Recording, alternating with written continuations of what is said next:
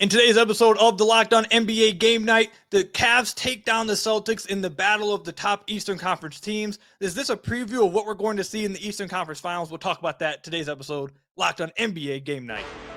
When that final buzzer rings, you know it's time for Locked On NBA Game Night.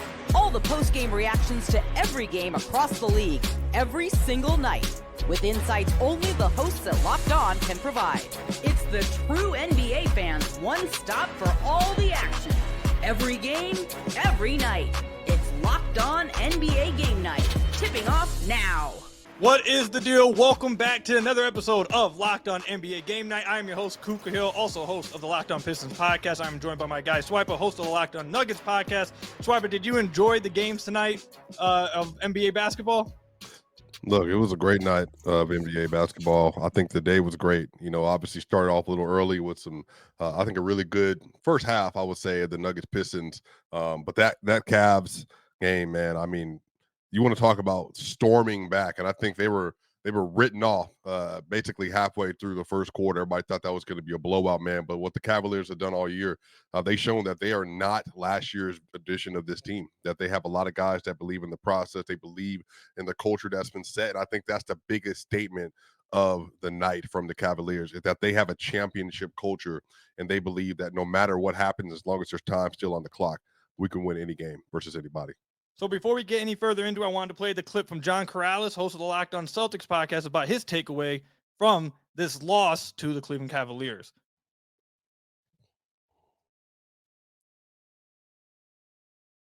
Kept walking it down. Forgot to turn the volume up. Boston Celtics stormed out to a monster lead, but the Cavs just kept walking it down. Celtics shorthanded, and it showed up in the bench points where the Celtics were outscored 33-6 by the Cavs bench. Only Peyton Pritchard, not only did Peyton Pritchard score 6 as the only Celtics bench points, he's the only bench player who took a shot. The Cavs came back and matched the Celtics three-point shooting almost exactly 17 of 40 to 17 of 39. And it was very impressive, kind of slow walk down of the lead. Big game from Donovan Mitchell. Offensive rebounding killed the Celtics. Multiple possessions where they gave up second and third chances to the Cavs. If they were able to just rebound, they would have been able to hold on and win this game, probably. But Joe Mazzulla only went to basically a 7-man rotation.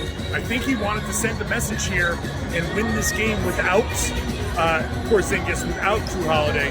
Having those two guys obviously would have made a difference. And it's not a big deal because the standings weren't going to change anyway, but still a tough loss at home, another loss at home for the Celtics.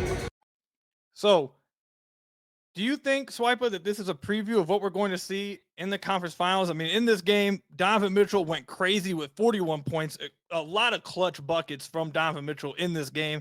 But Jason Tatum went crazy as well, 46 points on 37 shots, shot well from the field, over 50%. Jaylen Brown also had 37 points, but that was not enough to beat the Cavs. Do you think the Cavs may have a chance to take down the reigning NBA champions in the Eastern Conference Finals? Yeah, I mean, it's for sure possible. Shout out Jason Tatum, by the way. 30 points, 9 rebounds, and 7 assists on 11 of 17, 4 of 8 from 3, and 4 of 5 from the free throw line in just the first half of today's game. He honestly, maybe his best shot-making half of the year so far. And again, he really likes playing versus this Cleveland Cavaliers team. I think they don't really put a lot of pressure on him. Outside of DeAndre Hunter and even Evan Mobley, Dean Wade a little bit, they just don't have, I think, the defenders that necessarily frighten him.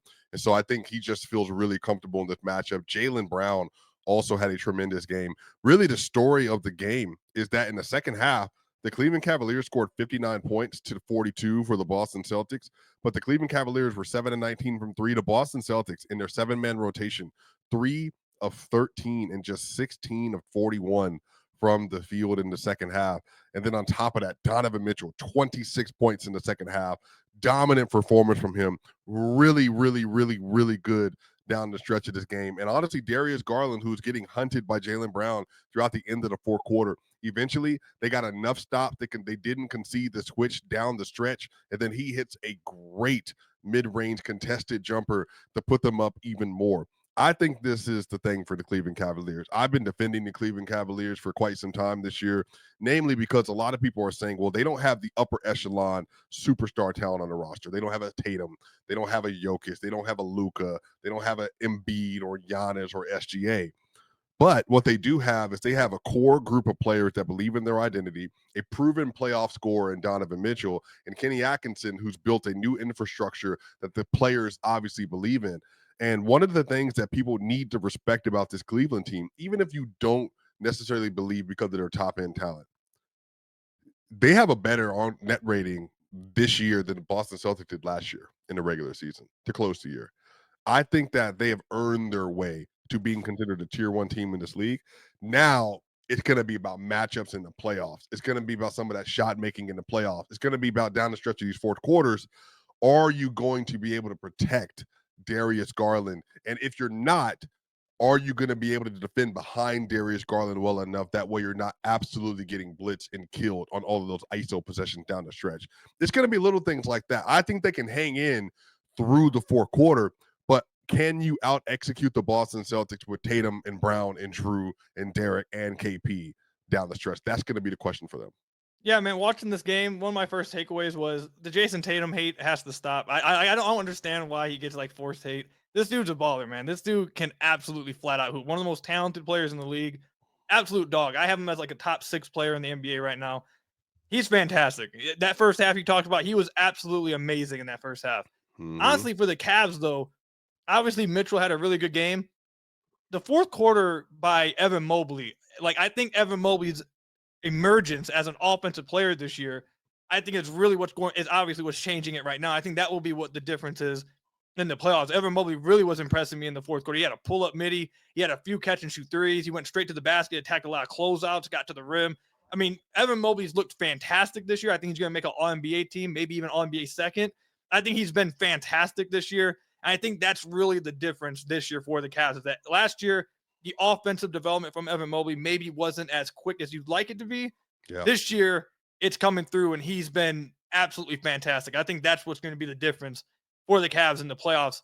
But before we get to the end of the segment, I want to talk about the Pistons Nuggets game, like you mentioned earlier. Nikola Jokic, absolutely amazing, man. Watching this game, I mean, this dude, I was sitting at halftime like, dude, this dude almost has a triple-double. It's halftime. I feel like he hasn't really even done anything.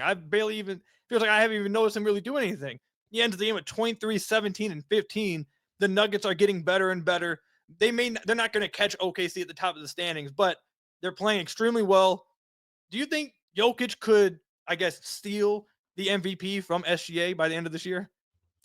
Well, I think it depends on who you ask, right? I think one of the reasons that SGA has been leading beyond having an incredible individual performance is because of how many games they've won, and the Nuggets, I think, struggling in a lot of the year in terms of their placement in the standings. But look, I think Joker is having, I've said this many times on here too, I think he's probably having one of the 3 most impressive seasons that I've ever seen, that I can go back and date. You know, I think the 2013 season with LeBron, 91 Jordan. I think Shaq had a year in 2000. That's kind of where he is right now. And the question about it is, for a lot of people, he's already won 3. And some people are questioning, can they give him a 4th one in 5 years? Could only Bill Russell and LeBron have ever done that. And do we believe Jokic is of that archetype? And again, even if that doesn't sound fair, that has been a conversation, a part of Joker. Do we want to place him in that upper echelon? And at this point, I honestly just think he's played better than anybody else this year. I think he's been the most dominant player in basketball. I think he's arguably the most consistent dominant player. And I think most people accept him as the best in the world. But I think people do want to reward SGA for this incredible season that he and the Thunder are having, which I think if he does win, he deserves it. But if you ask me, I would always award the best player and the most impactful player. And I do believe that this year that has been Joker. But we'll see if that's going to hold out through the end of the year. But there are a lot of tough games for Denver, Boston, and they got the Thunder twice next weekend. If Jokic goes out on Boston, has a great game, and then versus the Thunder has 2 more great games, who knows? I mean, the things that Jokic is doing this year is things like I don't feel like we've ever seen before, to be honest. Like, he's just like otherworldly. I don't think there's any doubt that he's the best player in the NBA, but whether he'll be able to pull off the MVP because of the narrative stuff like you mentioned, go ahead. Well, I'm going to ask you, not in line with that, but like Cade Cunningham, how did you feel about his performance today? I was just going to mention he had the worst game of his season this year. You think so? Yeah, that was the worst. That was the worst game of his season so far. It definitely was a little depressing to see. But look, they were on an 8-game win streak. It doesn't make anything else fluke. But in a game against Denver, I mean, I think you clearly saw Jokic and Jamal Murray, who's been playing better as of late as well. That kind of has led to them soaring up the standings and winning a lot more games. Cade just had the worst game of of the season. He looked uninterested, or at least not given the most. I don't want to say he wasn't given the most, but he just didn't look as like Cade to Do you start this think it game was up. the matchups at all? Like, because obviously the Nuggets were throwing Brown, but Zeke Naji is, I think a lot of people kind of woke up to who Zeke is. Zeke is obviously like the same size as Cade, just obviously big. I think they threw a lot of different kinds of coverages, and they actually would bleed out a little bit. 'Cause remember in the first half, Malik Beasley and even Tim Hardaway a little bit, they were kind of eating a little bit, and I think that's because they were so focused. Cade will not beat us today, and they were going to Yep. throw everything at him possible. That I think Cade early on started to concede, and I don't know if the I think he was so out of the aggressive game early on that I think because he was trying to get other people involved based on what the defense was showing him, I think that just kind of bled over into the second half. But yo, that dunk that he had on Zeke Naji, That bro. was crazy. Woo, That was dog. that was crazy. Well, I completely agree with you. The Nuggets were throwing a lot of bodies at him, and he definitely was trying to make some more. But Jokic was pretty aggressive at the level. It was kind of impressive to me, and it was kind of taking him out of his game and kind of forcing him. Even in the first half, when he was trying to get the shots, he was kind of taking shots that weren't really of his nature, just to kind of force some. And there was only 3 shots he took. But Right. Nuggets get the win. Jokic, best player in the league, man, and we'll see if he's able to get that 4th MVP coming up. The Lakers take down the Clippers in the battle of the LA teams.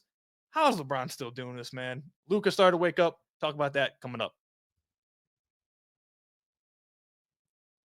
You guys know who we're talking about, your favorite sponsor, FanDuel. When the game tips off, the NBA action is just getting started, and there's no better place to get in on it than with FanDuel, America's #1 sportsbook. With FanDuel, you can place live bets throughout the game, and so even if you miss the opening tip-off or want to bet on the fourth quarter comeback, you can stay in on the action. If you're looking for a bigger payout, you can combine your live bets into a same-game parlay. I've told many of my listeners this many times. I started using FanDuel a few years ago. Haven't stopped using this since. Super fun to use, super easy to use, super self-explanatory. But obviously, most importantly, super fun to use. Right now, new FanDuel customers can get $150 in bonus bets if your first $5 bet wins.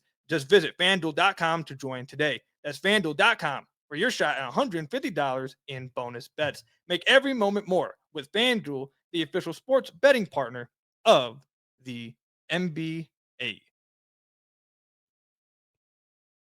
All right, welcome back to Locked On NBA and Game Net, where we're going to talk about the Los Angeles Clippers versus the Los Angeles Lakers. Everyone's been obviously paying attention to this team in Los Angeles, that is the Lakers, because of their acquisition of Luka Doncic. And Luka has been struggling as of late, I would say, since arriving to LA, but he started to really wake up in this game against the Clippers. Swipa, how did you feel about how Luka played within this game? That he had a few step back threes late in this fourth quarter, started to look like the Luka Doncic of old. How did you feel about his play tonight?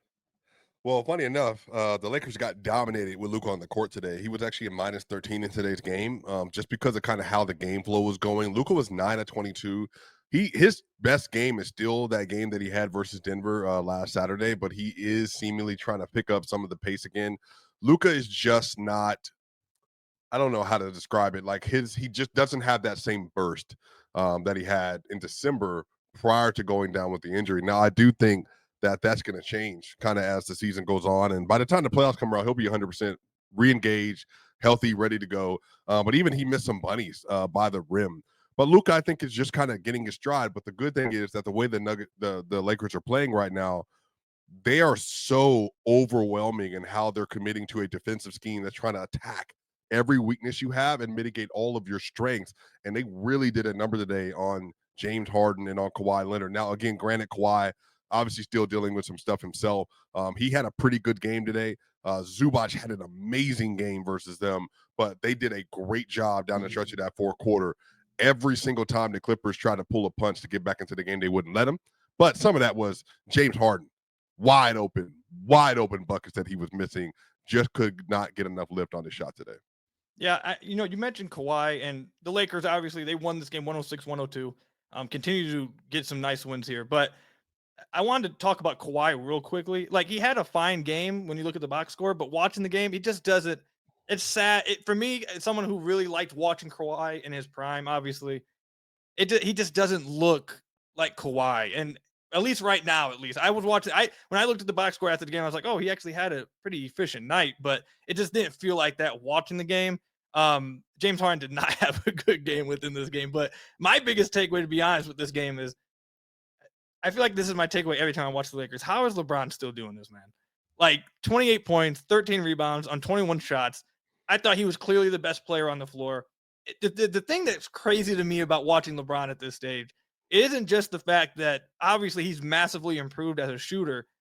He still has what percentile of an athlete in the NBA is he right now? He's still like a top tier, Yeah. he's still a top tier athlete. He still has plays where you're just like, dude, how are you moving that fast and having that kind of balance on drives at 40 years old? Like, Yeah. he's just wildly impressive at this age. But with Luka, like you mentioned, he did blow a few bunnies definitely at the rim.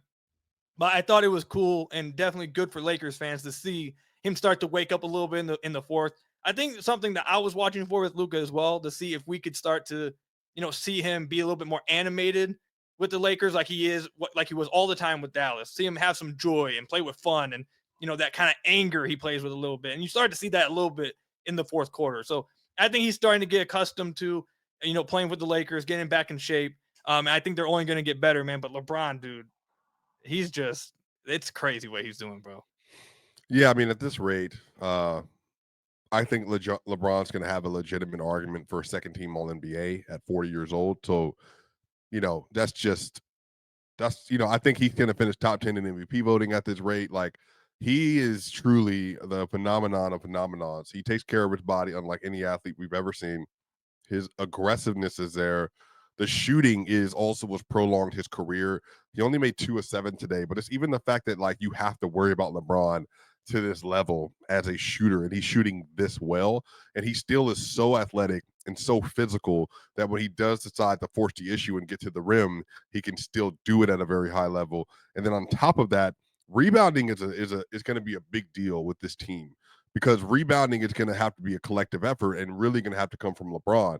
And LeBron, since Luke has gotten there, has committed to being on the boards. And he's committed to making sure that even if I cannot do this to the same level I used to, I'm going to maximize this by getting on the boards and ending possessions as much as possible. Because again, Jackson Hayes, cool. Like, he's obviously like a good rotational big in this league. Trey off the bench actually had a pretty good game today. He has 6 rebounds. But LeBron is going to have to be the one to really pick up that load of ending those possessions on the glass. And I think for you to be 40, to still be like one of the best scorers in the league, one of the best playmakers in the league, and then you're also turning into one of the best rebounding wings in the league. I mean, that to me is just a testament of how unselfish LeBron is. It's the small stuff he's willing to do. I think one of the other things that everyone's obviously watching with the Lakers, I think people expect their offense to eventually be really good. It's their defense. And I'm not going to lie, I was not a believer, and I'm still relatively obviously wanting to see how it plays out. But their defense has been giving you reason to believe how DFS and Vanderbilt are playing together. I even saw Luka make a weak side rotation on a dump off and block a shot and get a steal. Like, I even saw Luka having some plays like that. So it's like, if Vandy can hit some corner threes, which he had done the previous few games, and you got Luka giving effort at time, like, and then combined with the offense they'll have with LeBron and Luka. I mean, listen, I'm not trying to say I think the Lakers are going to do anything crazy, because I'm still not the biggest believer in it, but they're giving some life to that defense. They're on life alert, I think, but you're seeing a heartbeat on that defense. So we'll see what ends up there. Memphis and New York. This game was probably, to be honest, one of the most fun games I watched tonight. There was some crazy shot making that was going on tonight between Jalen Brunson and John Morant. John Morant got to the rim, had a really good look at the end here, missed the left-hand layup. But what did you take away from this game? This game, the shot making from Brunson and Ja were crazy at the end. Well, my first takeaway is Jaren Jackson Jr. is going to win DPOY this year. That's my first takeaway. There were, at the end of this game, and again, if you did not get a chance to watch this, please go back and watch. There were 3 humongous defensive plays that Jaren Jackson spearheaded. And one of them was even just getting Mikal Bridges to miss the initial game-winning shot that they had. And then on top of that, forcing the issue at the rim and deterring. Jaren Jackson Jr. has been exceptional this year. He's going to be all NBA for me as well again this year. I mean, honestly, like Memphis has such a dangerous team, but shout out to the New York Knicks. They might play 7 players 100 minutes a game, but they're going to give you everything they have for those minutes. And Mikal Bridges, Jalen Brunson, Josh Hart, Karl Anthony Towns, and shout out OG Anunoby, like developing into a legitimate shooter, and then you being able to close out a game on the road versus a team trying to get the 2 seed in the Western Conference, and you're able to close the game out as a shooter. 4 of 10 from 3 from OG Anunoby. Just a great game. And shout out Miles McBride, Deuce McBride, 17 points, 7 of 11 from the field. And on top of that, he also made some clutch shots for them as well in the fourth quarter. Just a really, really great game for the Knicks. Jalen Brunson is like one of the most clutch players in the league for me, man. He not only did he have some crazy shot making on that OG 3, there's an incredible play to get to the paint, crash the defense, and then make that play to kick out to him. Jalen Brunson's legit. Well, I'm waiting to see, man. I'm waiting to see Ja beat Ja again. That's what I'm waiting for. He had a good game tonight. He started to look a little bit more like it, but I'm waiting to see Ja really be like him again. He was 9 of 16 on twos. His outside shot wasn't going through, but he was fine within the paint. That last shot, though, I feel like past Ja makes that, man. I'm not gonna lie to you. That was a good drive, got all the way to the rim. It was a tough lay, but I feel like he makes that in the past. But it was a good game. Him and Jalen Brunson really went back and forth at each other. New York goes on to 39-20 with this win, 114-113 over the Memphis Grizzlies. Coming up, I want to introduce my own little, this is my first time hosting Locked On NBA Game Night. I'm sure you guys all know this. I want to introduce my own little fun twist to Locked On NBA Game Night. Are you drinking the Kool-Aid? We'll talk about that when we come back.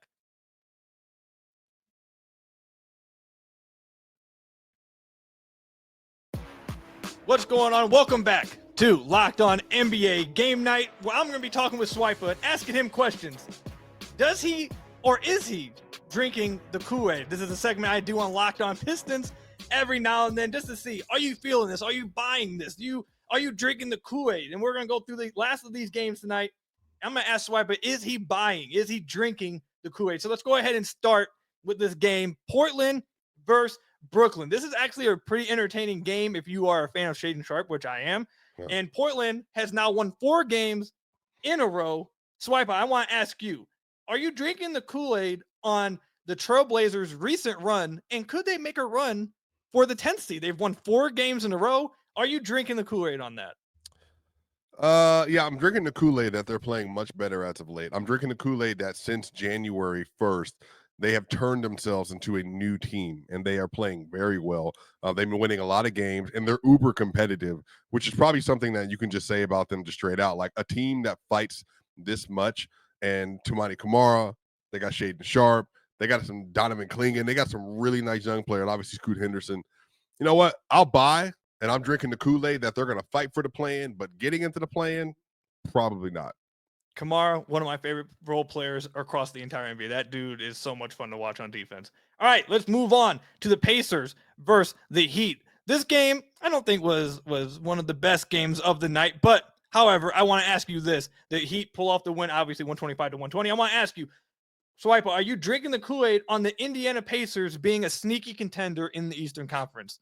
Contender, no. High-level playoff team, yes. I love their roster. I love how many athletes they have. I love how Howley's playing. Pascal Siakam might be having his best year of his career. Miles Turner, Aaron Nesmith is back in the lineup. Benny's back in the lineup this year. They got a bunch of guys. So they will fight, and they can even make it. I mean, there's a world where they make it to the Eastern Conference Finals. Like, maybe. But more than likely, they're going to be a second-round team. But even still, they're going to be a really good team come playoff time. Yeah, I think the Indiana Pacers are like the one team that's just so unorthodox and so like at random where anything could kind of like what happened last year. They just play so different and so weird, not weird, but fast offensively to where it's just like they could pull it off. I don't think it's going to happen, but sneaky contender, I'll give it to them.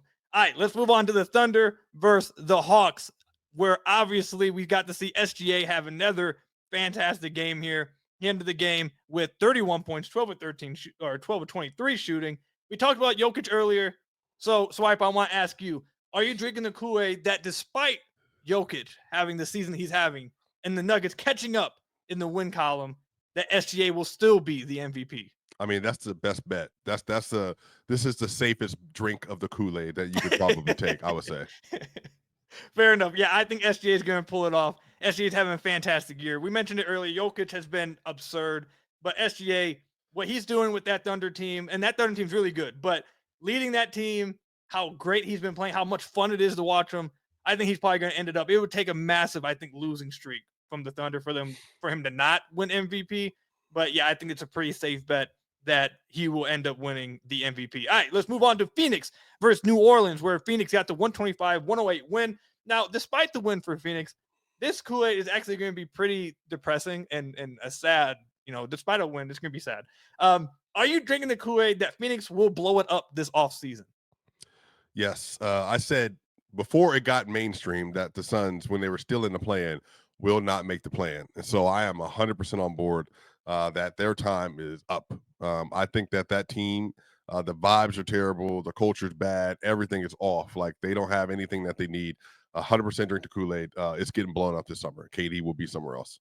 Yeah, and we're getting reports from Wendy's that KD kind of knows that he's going to eventually be traded this offseason. We obviously saw the podcast with Draymond Green where it kind of seemed like he's aware that he's eventually going to be moved on. He just would like to have in the offseason. Phoenix right now is 2.5 or 3 games actually behind the Kings for the 10th spot, with a team that had Kevin Durant and a team that has Devin Booker.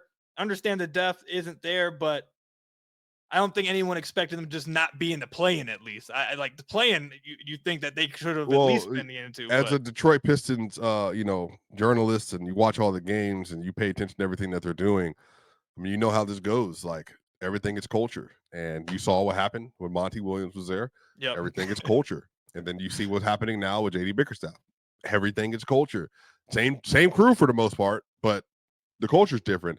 That's just what the Suns are. The culture with the Suns is just not what it needs to be a legitimate NBA team that's competing for something. And to have that kind of talent, even if it's kind of wonky, it doesn't fit together super well. Yeah, it's just they're not fully bought in, and everybody's kind of waiting to get out of there.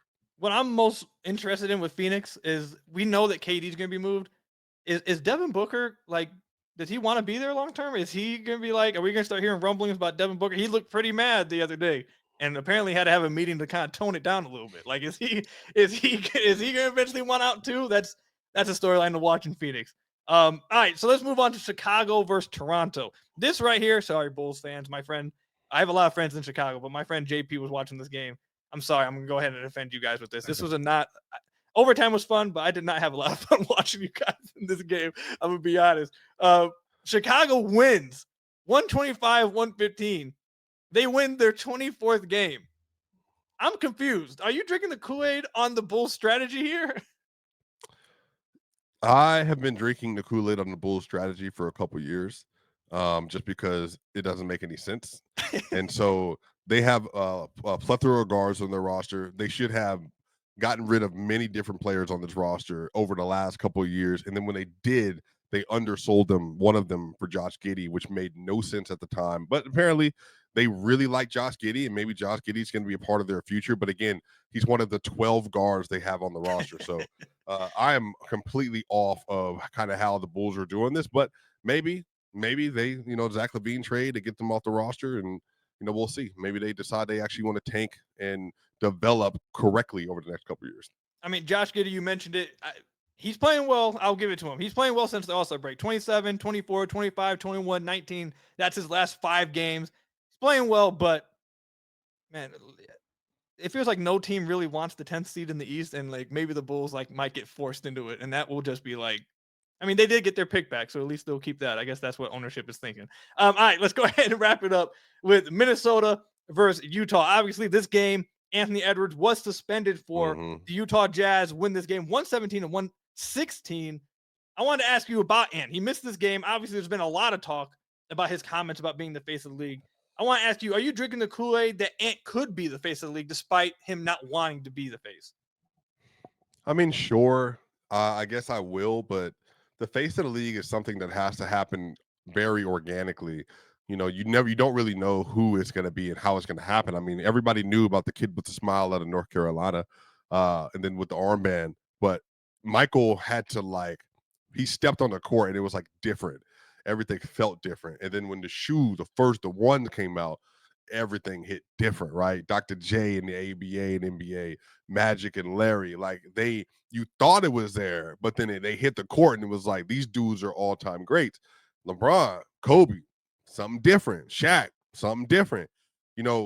I think that he has a lot of good stuff in his bag, bro, but he might not have the full thing that you need. But even that, Anthony Edwards is going to be Anthony Edwards, and so I think people are always going to pay attention to him because he's a great player, has a great personality. But like LeBron said on Twitter today, carrying that load to be the face of the league is a lot. And players really don't want to deal with that level of criticism because a lot of it's just not fair. Yeah, I think Anthony Edwards will always be one of the faces of the league simply because, like you say, his personality. He's one of the most identifiable, you relate to him. He just talks like he's talking in the barbershop. He never he doesn't censor himself at all. He's just talking like he's chilling in the Xbox party with everybody, which I think people kind of vibe with. So I think he always will be relatable, one of the faces of the league because of that. However, I know ESPN and these people are coming up with this, it has to be an American born player. I don't agree with that at all. I think Wemby is going to be the face of the league. I think he's kind of somewhat is already turning into the face of the league. So I'm going to go with Wemby, but can Ant be the face of the league? For sure. His personality is too vibrant. His personality is too explosive.